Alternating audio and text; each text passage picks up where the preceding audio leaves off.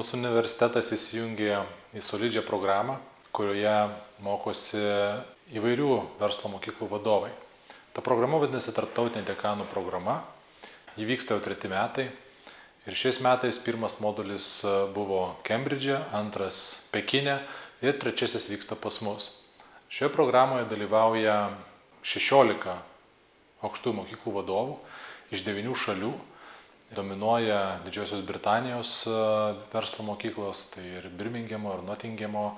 Yra viena Jungtinių Amerikos valstijų mokykla iš Konektikuto, Prancūzijos vienas filialas HEC mokyklos Lozanoje, kur yra HEC pati geriausia Prancūzijos verslo mokykla, Vleriko verslo mokykla, kuri yra Belgijoje geriausia ir eilė kitų.